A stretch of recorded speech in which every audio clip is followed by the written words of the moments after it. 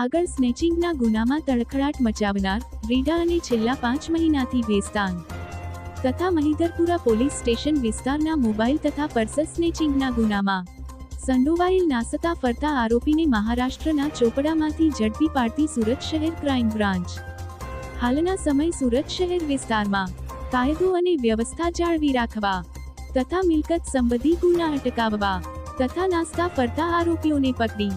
પાડવા DCB police સ્ટેશનના પોલીસના માણસોને મળેલ બાતમીના આધારે આરોપી સોએબ ખાન ઉર્ફે લાલ રૈશખાન પઠાણ ઉંમર વર્ષ 24 ધંધો બેકાર રહે flat number C1/2 room number 2 વેસ્તાન આવાસ ડિંડોલી સુરત મૂળ વતન ચોપડા મહારાષ્ટ્રના આજરોજ ચોપડા મહારાષ્ટ્ર ખાતેથી ઝડપીને કાયદેસરની કાર્યવાહી કરવામાં આવેલ છે આરોપીની પૂછપરછ કરતા તેને તેના મિત્ર અસ્ફાક ઉર્ફે માયા તથા આબિદ ઉર્ફે ચડ્ડી સાથે વેસ્તાન પોલીસ સ્ટેશન ખાતે આવેલ વેસ્તાન 3 રસ્તા પાસે 2 મોબાઈલ ફોન તથા આજથી 2 મહિના પહેલા